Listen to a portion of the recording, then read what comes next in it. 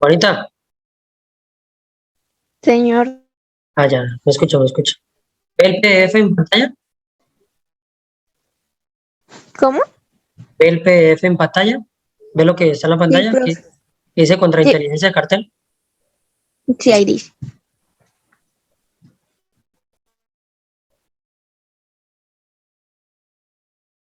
Bueno, muchachos, vamos a mirar un momentico un poco de lectura. Vamos a continuar con otro capítulo del libro que estamos desarrollando y vamos a hacer unas preguntas, unas pequeñas preguntas sobre el texto. ¿Listo? Recordemos que estamos viendo la historia del general Rosso, ¿cierto? Como tal, ya es director de la policía aquí en la historia y tiene el bloque de búsqueda, ¿cierto? Eh, Tiene ese grupo enfocado a combatir el cartel de Cali, a combatir contra Pablo Escobar y anteriormente de ellos contra Santa Cruz, Santa Cruz, ¿cierto? No sé si alguien quiera comenzar leyendo. ¿Quién ayuda?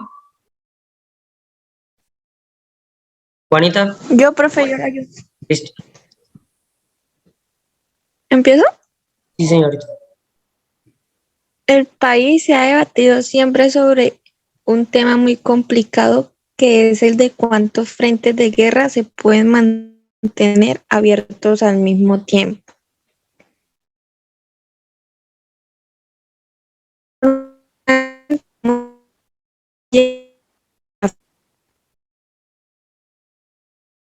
Se entrecortó. De, Juanita, se entrecortó. ¿sí? Sí, ya otra vez. Listo. ¿Normalmente qué? ¿Ya? Ya. Realmente teníamos el frente de la guerrilla y del narcotráfico, repartido este último entre Escobar y los Rodríguez Orejuela. Pero los Rodríguez tuvieron la habilidad de ir generando un estereotipo de Pablo Escobar hasta convertirlo en el ser más peligroso de la tierra y con más muertos en la espalda, lo que además era verdad. Mientras nosotros librábamos la guerra contra Escobar, el cartel de Cali crecía a la sombra. Sobre la base de no ser el enemigo principal, eso le permitió crear unos canales de penetración y filtración muy importantes y que eran su mayor fortaleza, con una forma bastante afectiva de corromper la ética de su contra, La inteligencia. eso. Además, sus comunicaciones alta tecnología, lo que en muchos casos hacía imposible que fueran detectados con nuestros equipos, bien por la telefonía normal como por vía fax. Probablemente ese fue el eje de su seguridad. Las comunidades de última generación, recuerdo que una vez le decomisamos un equipo de inteligencia tan sofisticado que ni la CIA lo conocía. En cuanto a sus empleados y familiares, los Rodríguez Orejuelas impartieron legales para hacer un allanamiento. Listo. En una ocasión nos encontramos copias de estas instrucciones y estaba todo muy bien explicado, paso a paso. Los agentes tienen que golpear, identificarse antes de entrar. Tiene que venir la fiscalía con un procurador. En fin, todo muy detallado. Otro de sus grandes haces en materia de contrainteligencia fueron las compañías de taxis. Ellos habían descubierto con gran viveza que el taxista era una fuente de información natural y con muy poco riesgo de ser detectado. Entonces compraron taxis y los dieron a conductores para que los pagaran a 60 meses sin interés, sin intereses. Además, les ofrecían talleres en donde les arreglaban las llantas y les hacían la mecánica gratis. Algo increíble. Cuando comenzamos a desarticularles estas redes, encontramos vehículos, taxis con Viper, radiocomunicaciones y celular. En una época en que eso no estaba tan difundido. También supimos que algunos taxis eran importados con motor de persecución. Ay, espera.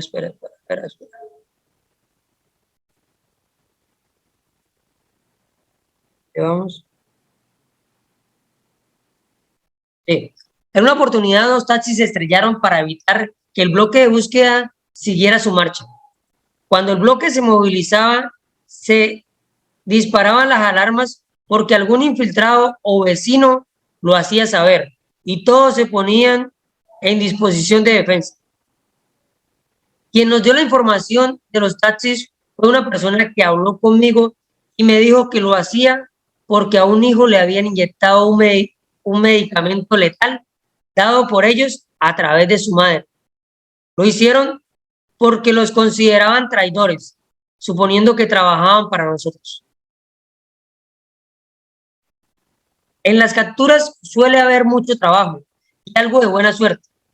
Y la suerte fue la que tuvimos para la captura de José Santa Cruz Londoño, alias Chepe.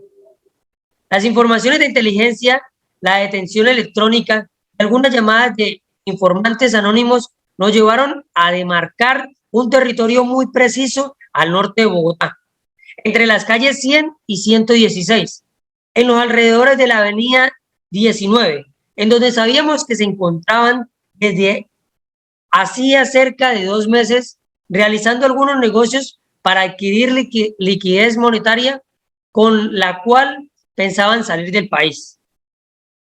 Entonces desplegamos por la zona a varios agentes de inteligencia en parejas, las cuales debían realizar vigilancia diaria en los lugares a los que sabíamos que él podía acudir. Por esos días Santa Cruz se sentía muy tranquilo en Bogotá, pues la prensa había hecho pública la noticia de que el ejército lo estaba buscando cerca de Cali, por la vía que conduce al mar, en la costa pacífica. Esto lo llevó a confiarse, a bajar un poco su nivel de seguridad. Entre sus lugares preferidos estaban los restaurantes de carne asada, ya que esa era una de sus debilidades. Pues bien, cada día, a la hora del almuerzo y de la comida, mandábamos varias parejas de agentes a estos restaurantes, hasta que recogimos los frutos, pues la noche del 4 de julio de 1995, a las 19:30 horas, los oficiales de inteligencia que estaban de vigilancia en el restaurante Carbón de Palo, en la avenida 19, lo reconocieron. En este operativo actuaron los mejores hombres de inteligencia, jóvenes de 25 años, a quienes identificamos como Nico, John Jairo y Juan Carlos. Nico y sus compañeros estaban sentados en una de las mesas del restaurante cuando vieron a una persona que respondía al perfil físico de Chepe Santa Cruz. Luego empezaron a hacer el reconocimiento de forma minuciosa, comenzando por la estatura y los rasgos. A pesar de presentar algunos cambios con respecto a las fotos que teníamos de él, tales como una barba incipiente y canosa, Nico concluyó que podía ser José Santa Cruz. El sospechoso estaba en una de las mesas centrales, acompañado por 3 personas que luego identificamos como Edinson Urrego Llanos, Carlos Julio Cardona y Javier Acevedo Montoya. Nico observó que entre el sospechoso y los 3 hombres existía la típica relación de pleitesía que se da en los medios mafiosos. Es decir, que los hombres reían exageradamente con las bromas del jefe, le hacían venias y pasaban en un segundo de la carcajada al miedo. Este es un tipo de relación difícil de encontrar entre familiares, amigos o colegas de trabajo. Y para nosotros siempre supuso una pista. En cuanto a la ropa, el hombre llevaba un pantalón y una chaqueta de blue jean que no llamaba la atención. Pero había un detalle, no llevaba calcetines. Esto fue lo que convenció a Nico de que se trataba de Santa Cruz. Pues si bien en Cali es muy normal usar zapatos sin calcetines, en Bogotá es algo insólito. Sabíamos además que Santa Cruz sufría de psoriasis, lo que lo obligaba a evitar al máximo el contacto a presión de ciertos tejidos sobre la piel. Convencidos del reconocimiento, Nico y sus compañeros pagaron la cuenta y salieron del restaurante para llamar refuerzos. Pero había que tomar muchas precauciones. No se sabía qué operativos de seguridad podían haber en torno al restaurante. Y por eso Nico caminó hasta la calle lateral y entró al portal de una tienda de ropa. Desde allí, con su celular me llamó a mi oficina y me dijo que lo había encontrado. Yo estaba en una reunión con Murcia, Montenegro y Barragán, precisamente evaluando las acciones posibles contra Santa Cruz. Y por eso cuando recibí la información salté de la dicha. Bueno, una dicha tenía de nervios pensando como siempre si en verdad sería él. El reconocimiento para nosotros fue eterno. Entonces le dije a Nico que esperara afuera, que ya mismo le mandaba a algunos hombres para que efectuara la captura. Pensé que no sería bueno enviar a las patrullas de la subestación del Chicó, pues estas llegarían de forma ruidosa, poniendo en peligro el operativo. Con esa idea decidí jugármela con un perfil bajo y llamé a mi casa, que es muy cerca al restaurante Carbón de Palo, pensando en enviarle a Nico los escoltas de mi mujer. Así lo hice, pero esa noche solo habían 2 escoltas. Decidí mantener el plan y para allá se fueron. Entonces intervino la suerte, pues resulta que no sabíamos que hay varios restaurantes Carbón de Palo sobre la avenida 19. Uno de los escoltas llamó a mi mujer y le preguntó por teléfono: ¿cuál Carbón de Palo? Doña Hilde. Es que hay 2, uno al frente del otro. Ella le contestó de un modo muy sencillo, en el que compramos la carne los domingos. Y de pura chepa, era justo en ese donde estaba Santa Cruz. Pero hubo otro problema. Cuando Nico vio llegar a los escoltas, no estaba seguro de que fueran agentes de la policía, pues obviamente no llevaban insignias y él no los conocía. Sin embargo, se les acercó y les dijo: yo trabajo para el general Serrano. De inmediato se les explicó el operativo que ya Nico y sus compañeros habían planeado. Eran solo 5 hombres de nuestra seguridad. Nico y sus agentes desenfundaron las armas y las colocaron a media pierna para no crear pánico entre los clientes y para evitar ser reconocidos por la seguridad de Santa Cruz. Solo entonces entraron al restaurante, 2 de los hombres se fueron a cubrir las puertas de la salida y Nico se acercó despacio a la mesa del sospechoso. Cuando Santa Cruz levantó el tenedor para llevarlo a la boca, Nico le hundió la pistola entre las costillas. José Santa Cruz está detenido, le dijo y agregó: si hay bala, la primera será para usted. Tranquilo, muchacho, respondió Santa Cruz. Luego levantó las manos y dejó caer el tenedor. Ahora debían salir. Mis hombres estaban muy nerviosos, pues existía la posibilidad de que la seguridad de Santa Cruz armara una balacera dentro del restaurante. pero no había otra opción. Y lo peor, tampoco se sabía qué había afuera. Nico y los otros lo llevaron hacia la salida con la pistola bien clavada en las costillas.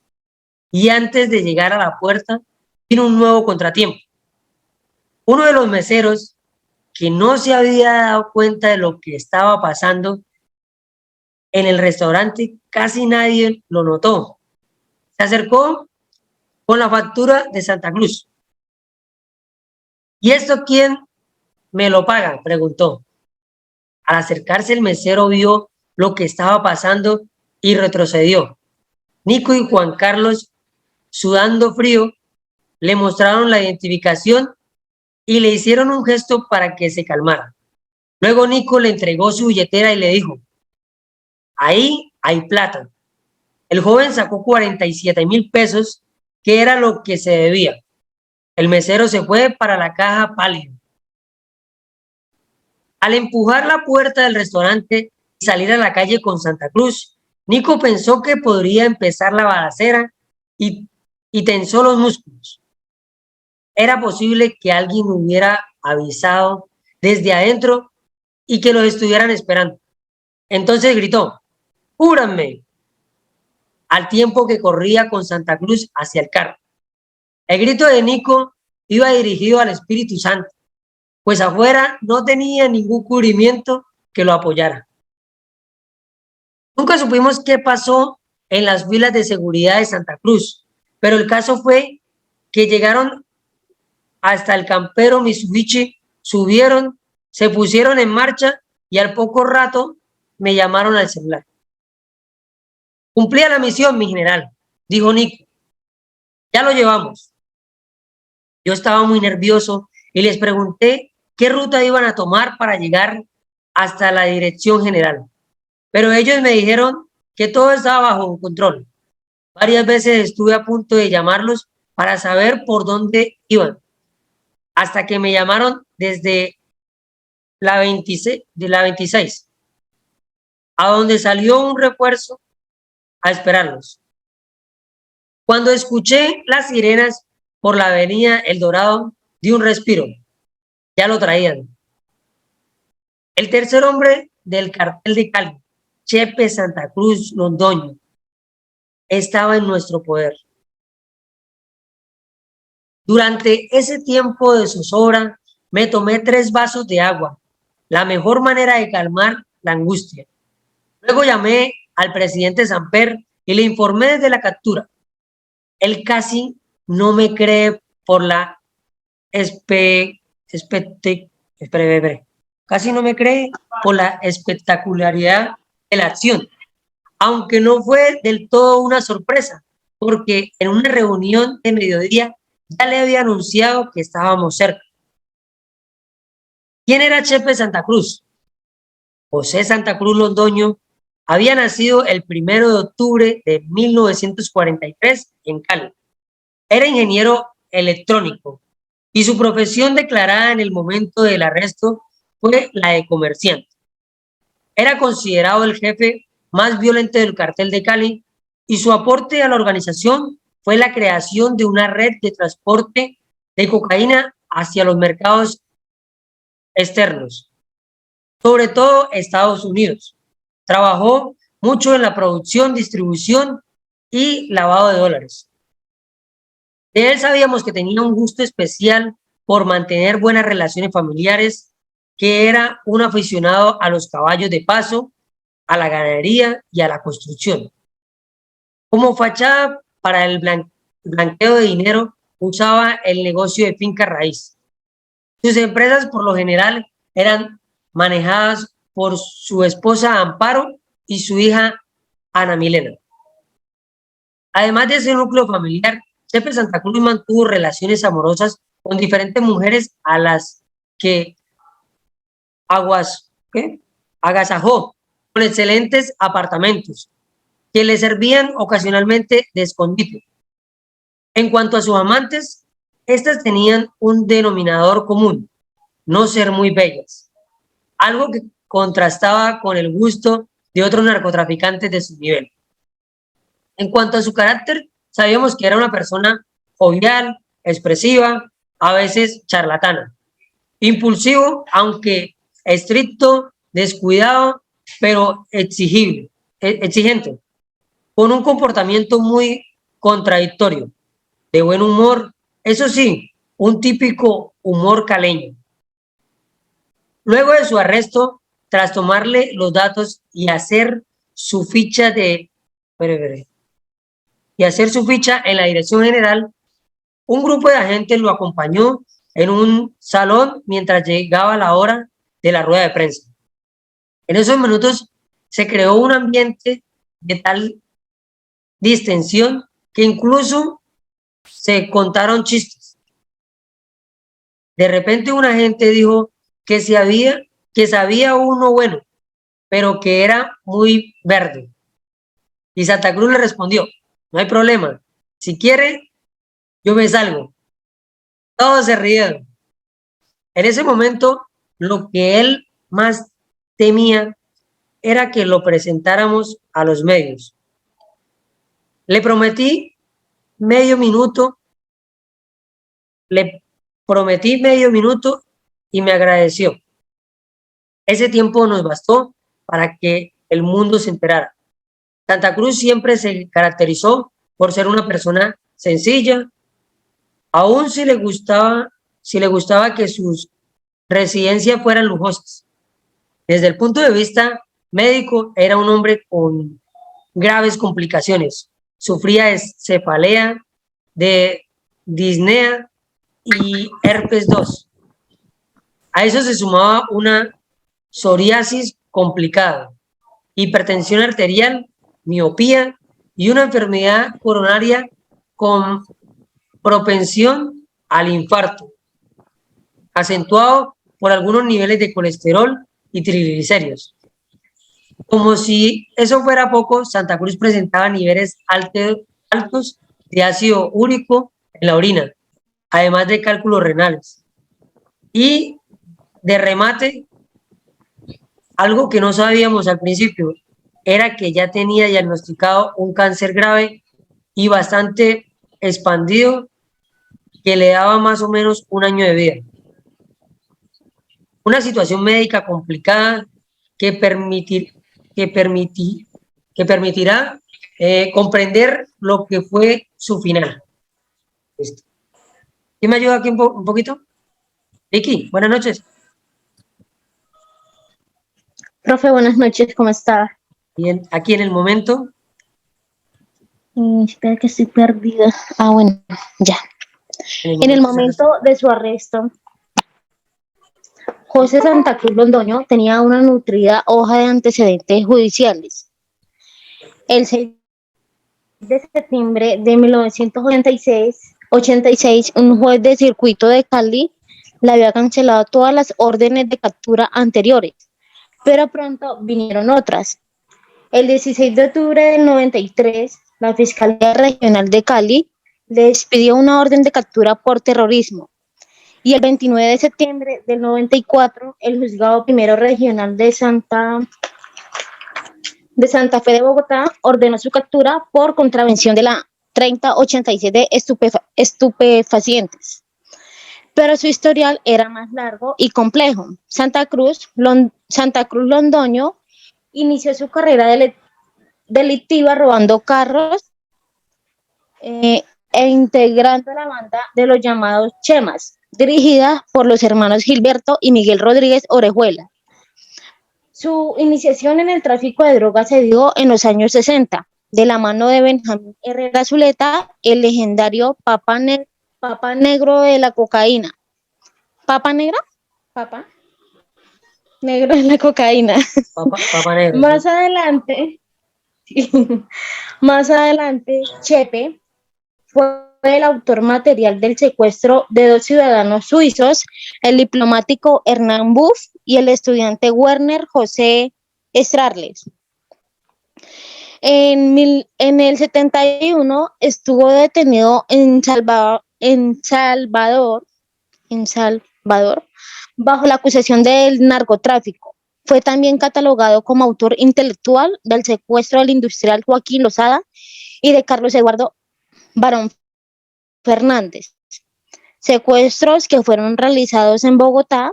También se le acusó del asesinato del exgobernador de Antioquia, Antonio Roldán Betancourt, el 4 de julio del 89. Más adelante, ya en el 90, y según informes de la DEA, los sicarios de José Santa Cruz Londoños asesinaron a un médico en Miami que colaboraba con la agencia norteamericana antidrogas. En 1991 fue acusado en Baltimore, Estados Unidos, del asesinato de John Soto, ejecutivo de una compañía mercante que había denunciado las operaciones secretas del cartel de Cali para comprar una empresa de buques. Recuerdo que a finales del 91 las FARC secuestraron a la hermana de Santa Cruz, de nombre Cristina, y por su liberación pedía 12 millones de dólares. A Santa Cruz se le probó su responsabilidad en el asesinato del periodista cubano norteamericano Manuel de Dios Unanue, hecho ocurrido en un restaurante en Nueva York. El asesino, un joven de 18 años, fue condenado a cadena perpetua, pero declaró que el autor intelectual del crimen había sido Santa Cruz, quien habría pagado una suma de 30 millones de dólares por el asesinato. $30,000 por el asesinato. Santa Cruz desarrolló contactos a nivel internacional para cuestiones ligadas al tráfico de drogas, especialmente en Estados Unidos, Panamá y El Salvador. A nivel nacional, creó bases en Medellín, Pereira, Barranquilla y Cartagena. Fue además el autor del plan que le permitió al cártel de Cali apropiarse de los mercados de cocaína de Nueva York. Tras su captura, José Santa Cruz Londoño fue en la Penitenciaria Central de Colombia, La Picota de Bogotá.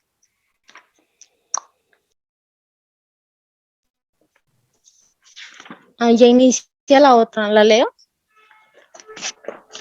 No, espera, vamos a buscar quién nos pone. Sí. ¿Quién me ayuda con el siguiente? Jorge, ¿me ayuda un pedacito?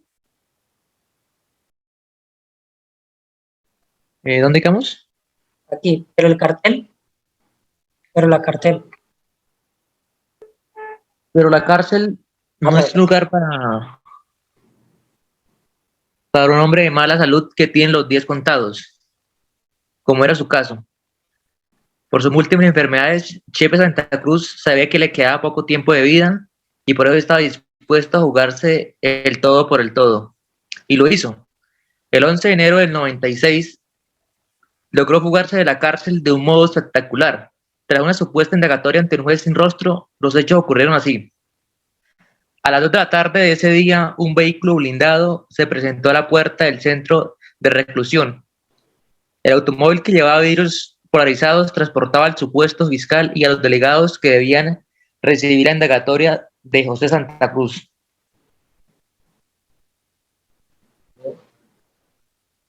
Al entrar al recinto carcelario en la camioneta blindada, los hombres se dirigieron al parqueadero designado para los vehículos de los fiscales sin rostro.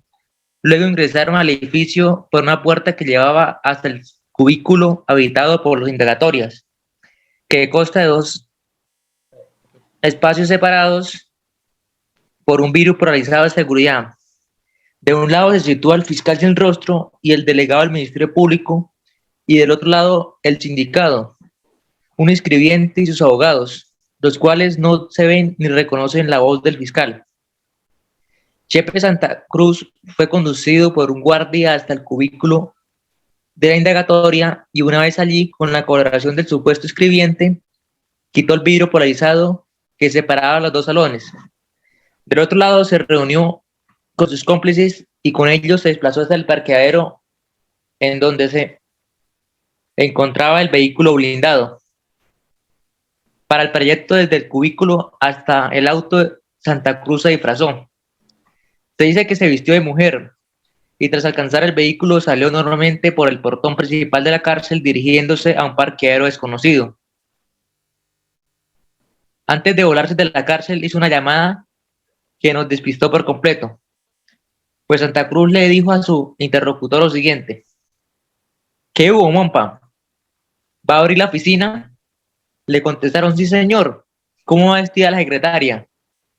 Le dicen: de rojo. Después de su fuga supimos que la clave expresada se refirió a la cárcel y el color del vestido el color del vehículo en el que salió. Nos metió un golazo, pues nadie de inteligencia supo descifrar la conversación. Ese día los Rodríguez y Santa Cruz almorzaron con sus abogados. Para mí, me ayudó en la fuga, además de algunos guardianes, fue precisamente su abogado, Guillermo Villalzate. Este hombre sería asesinado meses después, más tarde en Cali, después de pagar una corta condena. El narcotráfico no perdona. El 14 de enero, o sea, 3 días después de la fuga, le escribe la siguiente carta al doctor. Le pido el favor lea la carta y al doctor Villa, la cual da las mismas explicaciones a usted. Mis disculpas por los inconvenientes que le he podido causar. Le ruego continuar en colaboración con el doctor Villa, en mi caso tal como si no hubiera pasado nada, excepto que va a tener menos trabajo porque ya no me encuentro preso. Ja, ja, ja. Le ruego el favor le haga llegar vía fax y luego el original de la carta al doctor Villa, y además los estoy autorizando presentar en los casos que sean necesariamente ante las autoridades. Le envío también una carta y un dinero para varios de mis compañeros, las cuales le pido el favor de hacerlas llegar y recoger algunos comentarios que le pido a ellos me hagan, que más adelante les mandaré a recoger o le indico a dónde me lo envíe aquí en Caracas.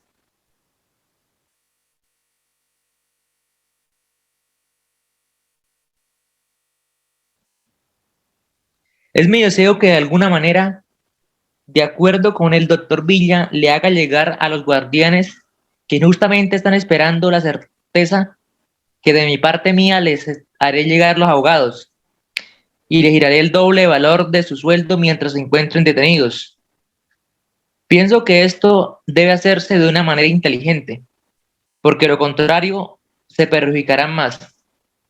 Mi querido doctor, por sus honorarios no se preocupe, los cuales le llegarán en la misma forma con que me fui de la picota. De repente un abrazo, José Santa Cruz Londoño. La noticia fue una bomba. Cuando el director del INPE me informó de la fuga, salté del asiento y lancé una frase que nunca uso. Fue puta, conmigo estaban dos periodistas, Vicky Dávila de QAP y Aliro Bustos del Tiempo. Yo solo atiné a irme deprisa por la oficina del general Montenegro. Al verlo le dije en tono grave: se nos voló Santa Cruz. Además de la frustración, debían soportar un nuevo descrédito, pues a la memoria de todos vino la fuga del Pablo Escobar. Había que comenzar todo de nuevo, desde cero. ¿Qué hacer? De inmediato impartí una serie de instrucciones a diferentes secciones de la Policía Nacional que permitieron empezar a trabajar en la recaptura. Las órdenes dadas al bloque de búsqueda de los comandos del departamento fueron las siguientes: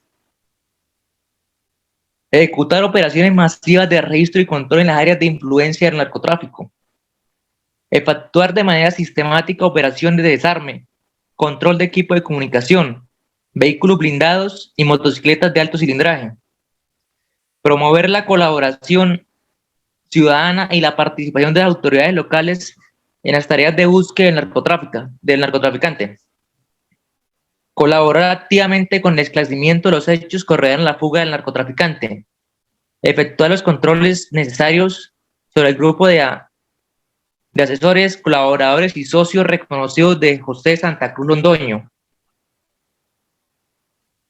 centralizar la información disponible sobre antecedentes del fugitivo, responder por la explotación de la información suministrada por la red de informantes de los servicios de inteligencia policial, elaborar los análisis y proyecciones de los efectos y repercusiones de la fuga, activar el proceso de recolección de inteligencia electrónica, reactivar la identificación y localización de los integrantes de la organización dirigida por José Santa Cruz Londoño, efectuar las verificaciones y procedimientos que origen como resultado de la información obtenida a través de la línea efectiva, diseñar y ejecutar planes masivos de difusión sobre el ofrecimiento de la recompensa, establecer coordinación permanente con la Fiscalía General de la Nación, Procuraduría y demás autoridades con el fin y el propósito de garantizar la transparencia y la legalidad de los procedimientos de allanamiento, registro y control.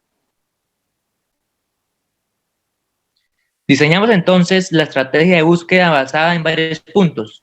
Uno de ellos era el control de los allegados del mafioso, es decir, de los familiares y amigos que lo han visitado en la cárcel en los últimos 2 meses.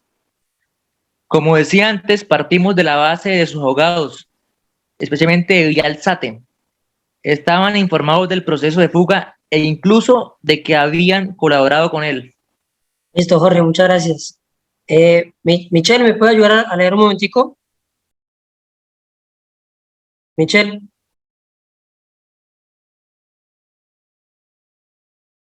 Para cambiar un poquito. No está por fuera. Dayi,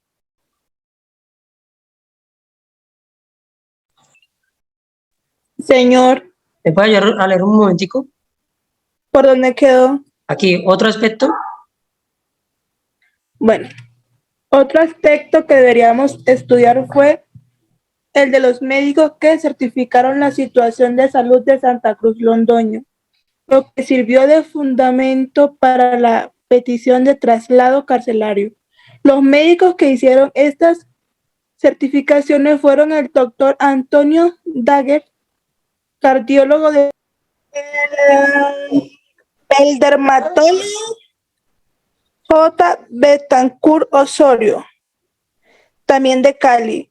Otro elemento fue la afinidad entre Santa Cruz y el capo Elmer Pacho Herrera Buitrago, quien se supone ayudó a Santa Cruz en su fuga. La acción de recaptura debía ir dirigida de modo similar contra ambos. Para abordar la investigación sobre el método utilizado para escapar, era indispensable que la DIJÍN integraran un equipo de policía judicial que iniciara la diligencia desde la misma cárcel, estableciendo realmente cómo había producido la fuga y cuáles fueron los funcionarios responsables. Las investigaciones comenzaron en todas las áreas y pronto empezaron a dar frutos. El 13 de enero, 2 días después de la fuga, recibí el siguiente informe de inteligencia. El día 10 de enero de 1996, un día antes de la fuga de alias Chepe, profe, subió mucho, en una de las organizaciones de narcotráfico controladas, se obtuvo una información en la que un sujeto identificado como Javier Díaz Torres, alias Choco, enviaba un mensaje que textualmente decía: por favor me conteste la llamada que tengo un problema. Su amigo no aparece por ningún lado. El día 11 de enero de 1996, es decir, el día que se fugó José Santa Cruz Londoño, a las 18:48 horas, se obtuvo un mensaje enviado que decía: favor comunicarse con Chepe al 225 5014, correspondiente a la dirección calle 77A, número 5644, interior 5, apartamento 309. Revisada la información que contenía la agenda electrónica decomisada a José Santa Cruz durante la captura, apareció en uno de sus apartes el nombre de Joel, con los siguientes datos: 320-0866-2040, DEP, Secretaría 225 71 89 210 91 52 285. Verificada el primer teléfono, es decir, el 225 71 89, se encontró que correspondía a la misma dirección. Ay, profe, ahí está la dirección para que la voy a leer. Sí. Listo. En la clandestinidad.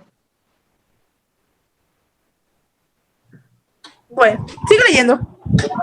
Vamos a... Michelle, ayúdame un poquitico. Señor. Aquí, en la clandestinidad, Chepe, En la clandestinidad, Chepe le envió al doctor la siguiente carta inédita, donde se burlaba de nosotros, pues nos recordaba la captura en el carbón de palo. Querido amigo, en el poco tiempo que compartimos juntos, esa desgracia de estar en la cana, uno aprende a conocer a las personas un poco más y ver el lado bueno y malo que todos tenemos.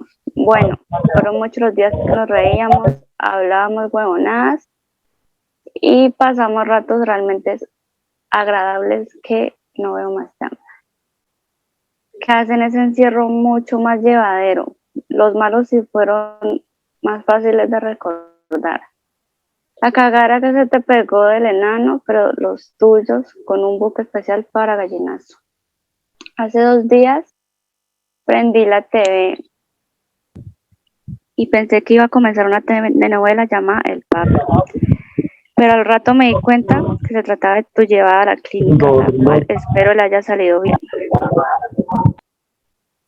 ay, espera, Michelle, prende el micrófono otra vez. Perdón.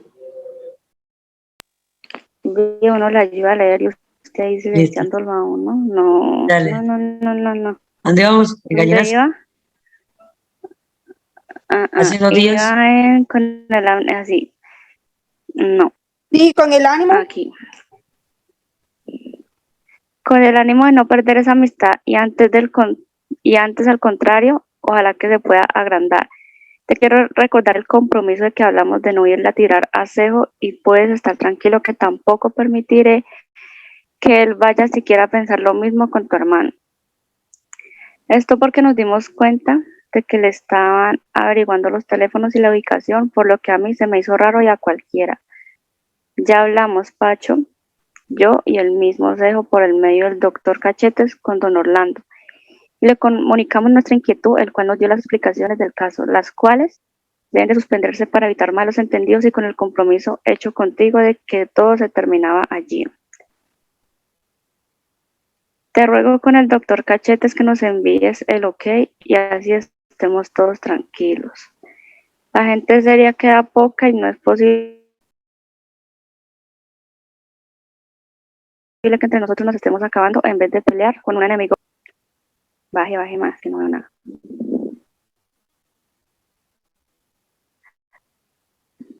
Bien, Mompa, sobre decirle que cualquier cosa que se le ofrezca y usted vea que le puedo ser útil, dígamelo, que con todo cariño allí estaré. Inclusive le puedo manejar el departamento de Pelles aquí en la calle.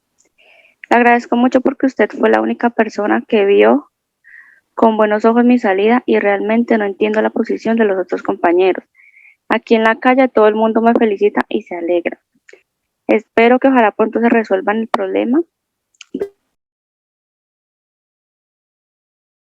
de la señora y así puedas el saber que los niños están con su mamá todo el tiempo.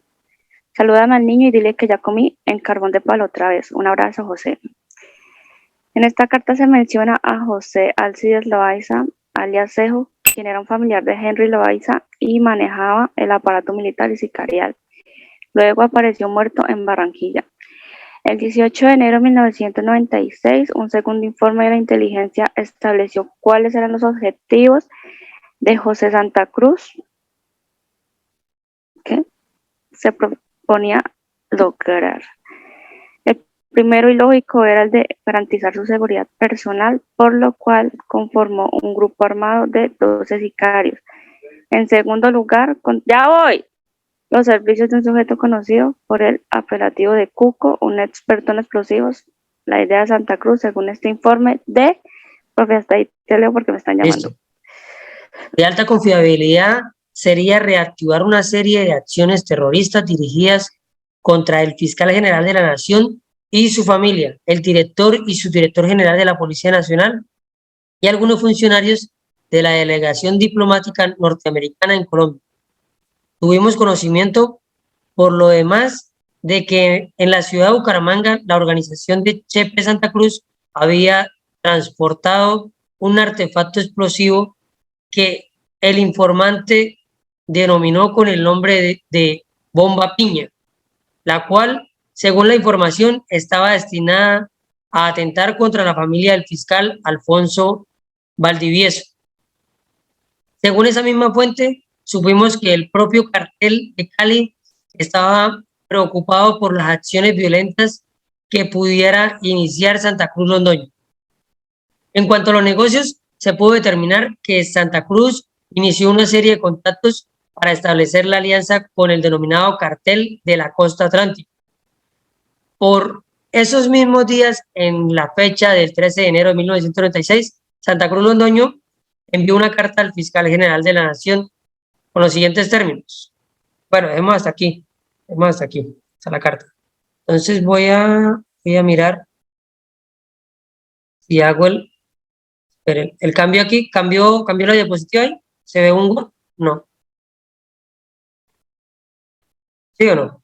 ¿O sigue viéndose la lectura? Sí, la misma lectura. Pero ahora hago. Sigue viendo. Listo. la Aquí. lectura, profe. ¿Aquí? Sí, ya cambió. Sí, ahí sí se ve. Listo. Pero voy a tratar de, no sé cómo hacer para que se vea.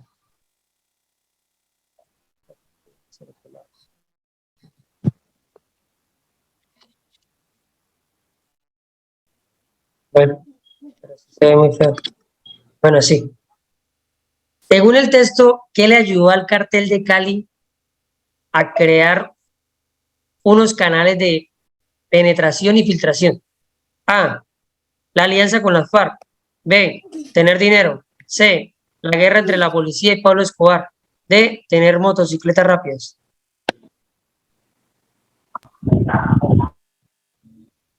¿Quién me dice?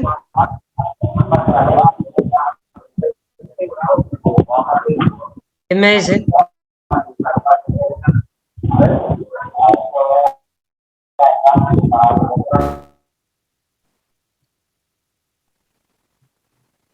¿Cuál fueron? ¿Qué fue eso que le ayudó al cartel de Cali a manejar un bajo perfil y crear unos canales de penetración y filtración? ¿Qué fue? ¿Qué sucedía en ese momento? ¿Las motos? No. Digo que la alianza con las FARC, pues yo no leí bien. Ah, espere, Juanita no puede activar el micrófono. ¿Alianza con la FARC? Sí, yo creo que es eso. Pues no leí el texto desde el principio, pero pues.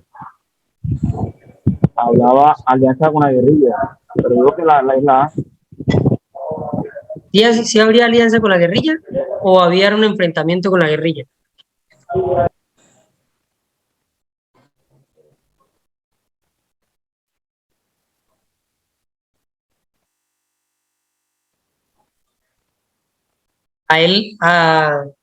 A Santa Cruz la guerrilla le secuestró un familiar. Yo tengo una pregunta. Sí, señorita.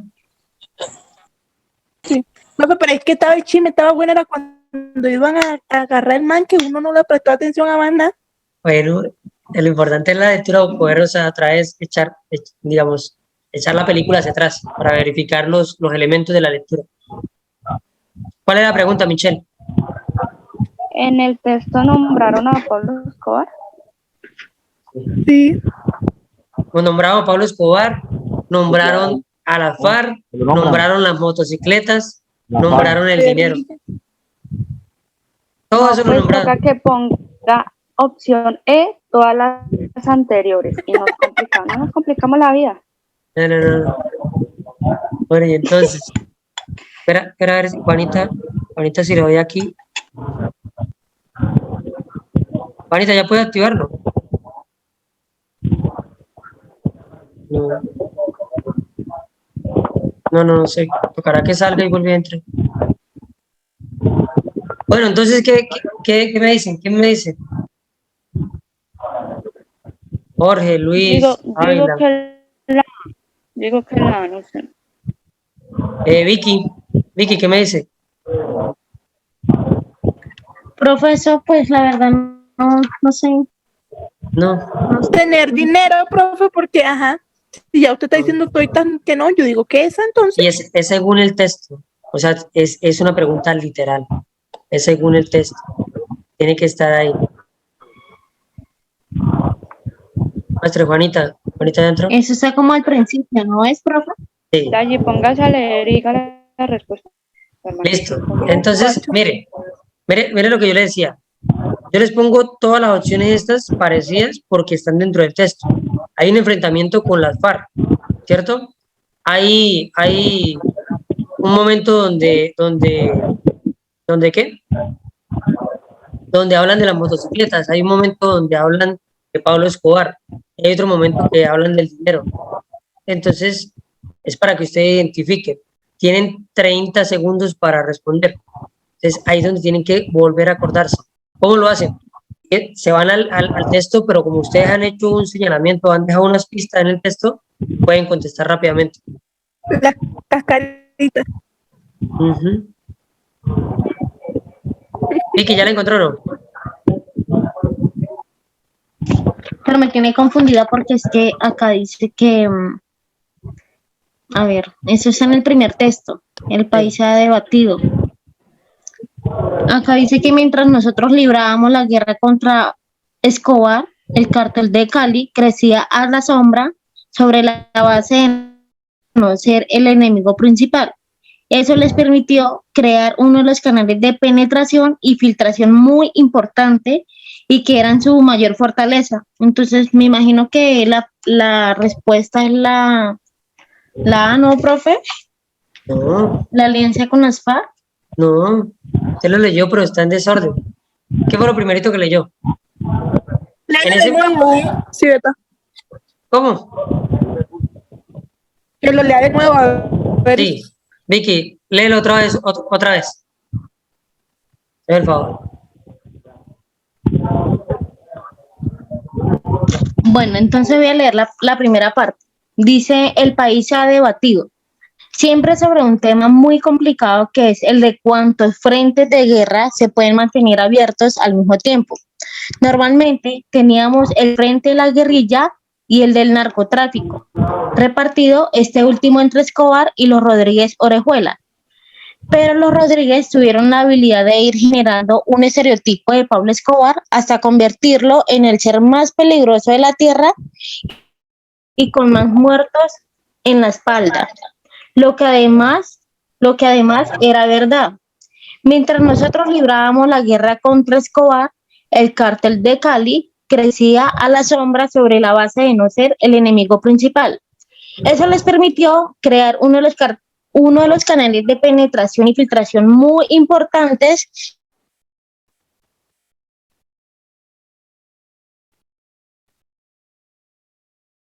Y eran su mayor fortaleza.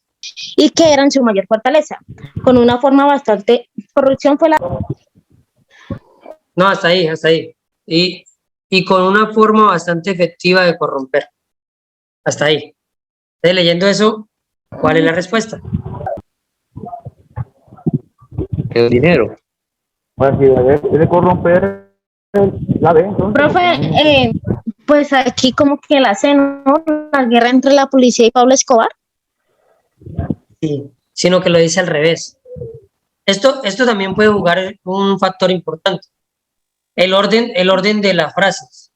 Nos pueden preguntar algo de una manera y está escrito de otra forma, pero da el mismo significado. Por ejemplo, acá dice, los canales de penetración y infiltración se dieron gracias a la guerra entre la policía y Pablo Escobar. Allá dice, la guerra que librábamos con Pablo Escobar fue la que facilitó unos canales de penetración del cartel de Cali. O sea, lo dice al revés, pero es lo mismo. ¿cierto? Sí. Mire, dice, mientras nosotros O sea librábamos, que la respuesta la sé, ¿no? sí, mientras nosotros librábamos la guerra contra Pablo Escobar, el cartel de Cali crecía a la sombra, Ujú. sobre la base de no ser el enemigo principal. Esto le permitió crear unos canales de penetración y filtración muy importantes y que eran su mayor fortaleza. Entonces, dice que lo que les ayudó al cartel de Cali para crear los canales de penetración y filtración fue que la policía estaba entretenido luchando con Pablo Escobar. Es el orden, pero es lo mismo.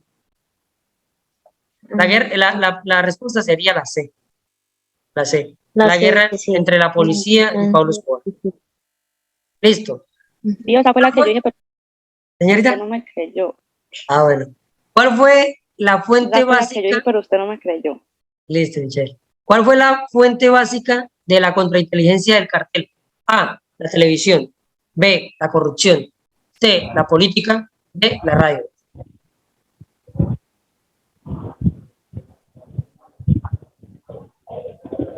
La A. La A, la televisión. Creo que es la D, profe. La D, la radio.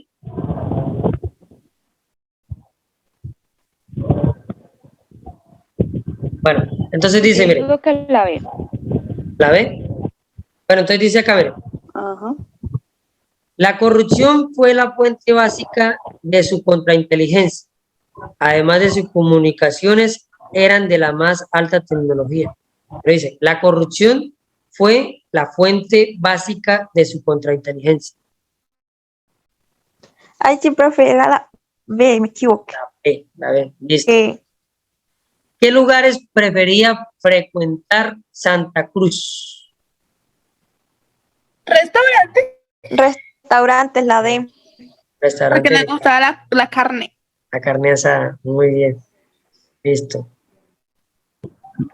Vio, ¿En qué, en que qué se lo ciudad? respondió rápido, ¿no es que ahí estaba más buena la historia? Listo. ¿En qué ciudad se dio la captura de Santa Cruz? A, Bogotá. B, Cali. C, Medellín. D, Bucaramanga. Bogotá. Ah, La A, Bogotá. Bogotá. Muy bien. Pero en el texto mencionan a Cali, Medellín y Bucaramanga también, ¿cierto? Pero fue en Bogotá que se hizo. Listo.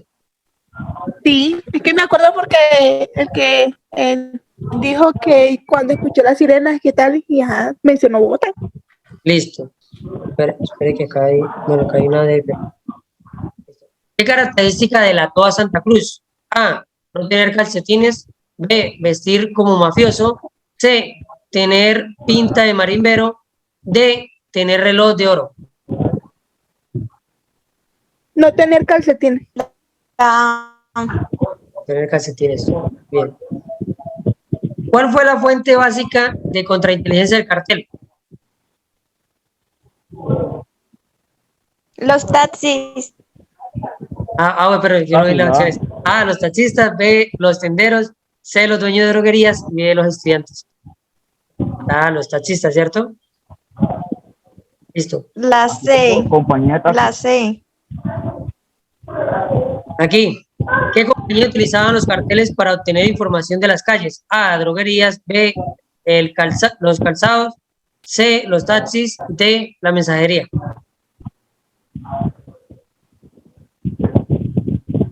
¿Cuál? La C. La C, los taxistas. Listo.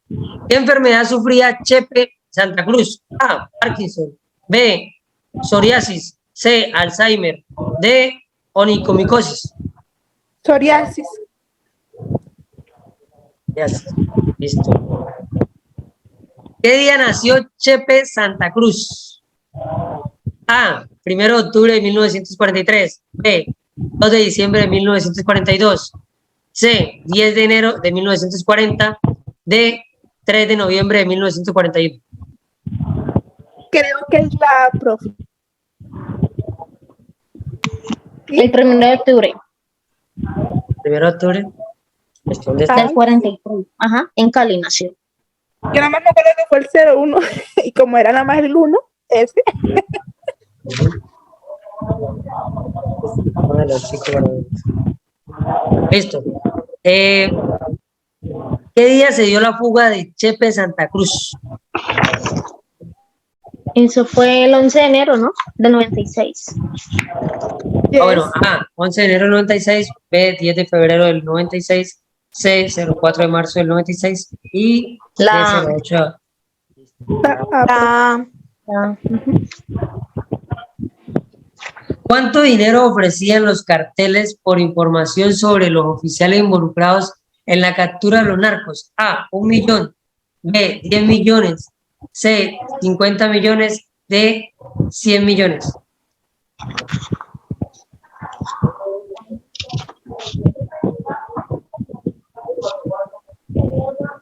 Digo que la de. ¿La C?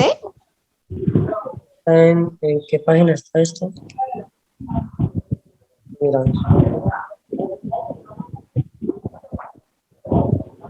¿Dónde está eso?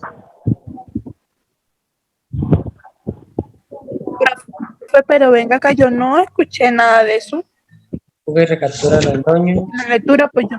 Creo que la lectura no se terminó, el profe dijo Ah, que no llegamos hasta dejar allá. hasta ahí. No. Bueno, listo. Ofrecimiento no escuché. Listo. Quedaban por ofrecer. Listo. ¿Cómo se llamaba el restaurante al que le gustaba ir a Chepe Santa Cruz? A, Carbón y Son. B, Juan Parrilla. C, Carbón de Palo. D, McDonald's. La C. C. Carbón de palo. Listo. Aquí la respuesta, aquí la otra es, bueno, no sé hasta dónde llegamos, la carta.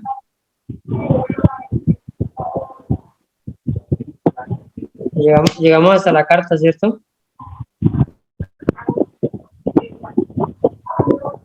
Aquí la respuesta, pero no lo leímos. Aquí la respuesta eran 100 millones.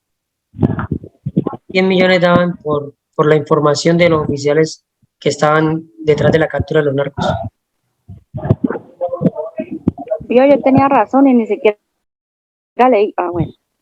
Pero, Obvio, porque un narco no va a hacer tanta caña de da 10 millones de pesos. Sí, y tampoco 50, más mejor ofrecen de 100 para arriba. listo, muchachas.